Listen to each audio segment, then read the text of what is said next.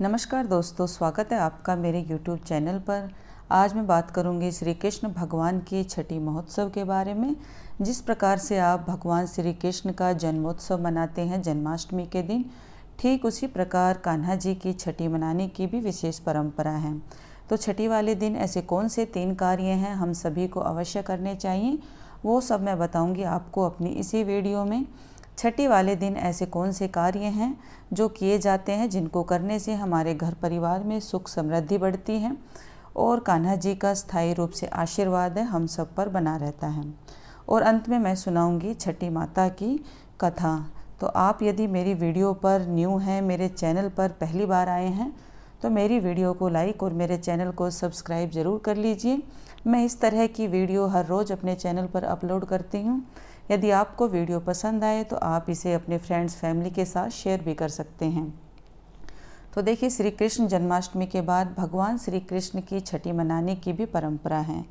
भगवान श्री कृष्ण की छठी वाले दिन लोग अपने आराध्य का अपनी इच्छा के अनुसार ही नाम भी रखते हैं।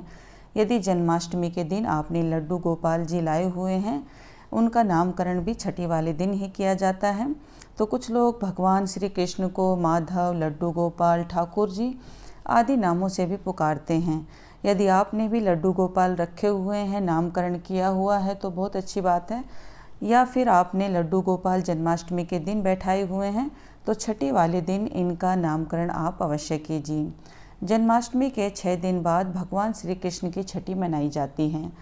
अब आप देख लें कि आपने जन्माष्टमी किस दिन मनाई है, उस दिन से लेकर जो भी छठा दिन पड़ता है उस हिसाब से आप छठी मनाइए। जन्माष्टमी का जो पर्व है भगवान श्री कृष्ण के जन्मोत्सव के रूप में ही मनाया जाता है, जिनके 6 दिन बाद भगवान श्री कृष्ण की छठी मनाने का भी रिवाज है। इस दिन लोग जन्माष्टमी की तरह ही भगवान श्री कृष्ण की पूजा करते हैं। लोग इस दिन अपने घर में बच्चों की छठी की तरह ही घर में कढ़ी चावल बनाते हैं।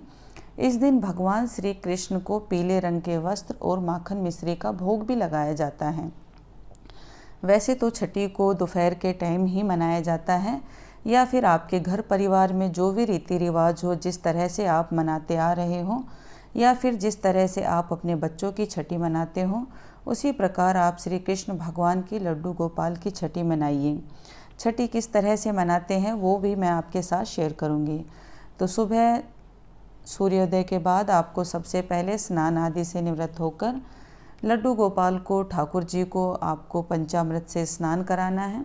पंचामृत में आपको पता ही है, दूध, दही, घी, शहद, शक्कर और गंगा जल मिलाकर पंचामृत बना लीजिए।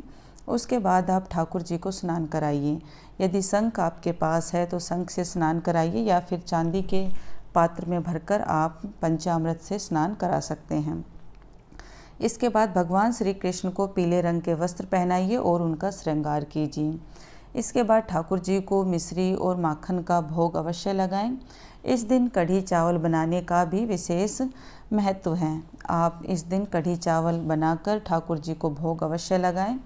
और इस दिन यानी कि छठी के दिन ठाकुर जी यदि आपने बैठाए हुए हैं तो उनकी नज़र आप अवश्य उतारें। ठाकुर जी को काला टीका जरूर लगाइए। उन्हें काजल भी विशेष तौर पर लगाया जाता है। छठी के दिन ऐसी मान्यता है, जो भी अपने घरों में काजल पाल कर कान्हा जी को लगाते हैं और उसके बाद अपने घरों में सभी सदस्य को लगाते हैं, तो उनको नेत्र संबंधी कोई भी परेशानी है वो नहीं रहती है। इस तरह से आप ये 3 कार्य अवश्य कीजिए। भगवान श्री कृष्ण को कई नामों से भी पुकारा जाता है।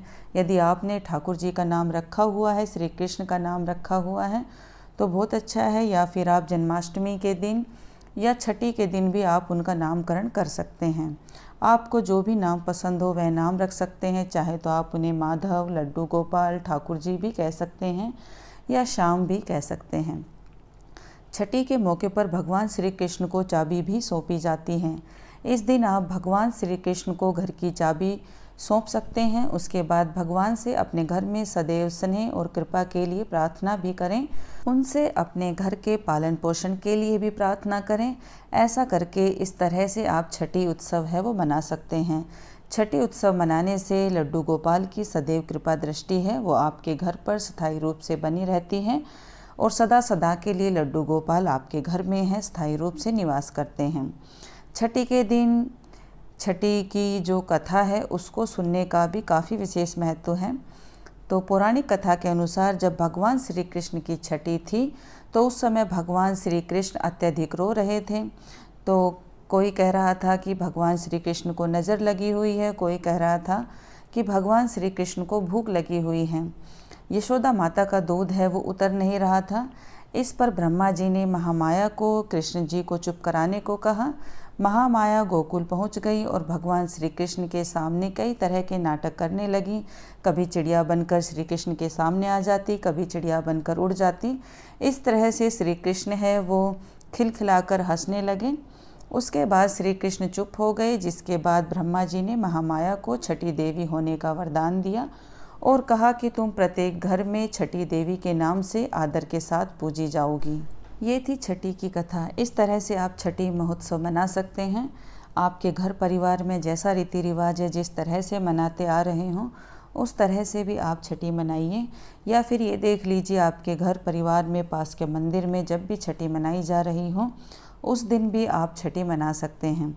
यदि आपने लड्डू गोपाल भी नहीं रखे हुए हैं, जो भी श्री कृष्ण भगवान की प्रतिमा है, फ़ोटो है, उसके सामने जिस तरह से आप जन्माष्टमी पर पूजन करते हैं उसी विधि विधान के साथ आप पूजा अर्चना कीजिए और हलवा, पूरी, खीर जो भी आपने भोग में बना कर रखा हुआ है उसी तरह से लड्डू गोपाल को भोग लगाइए।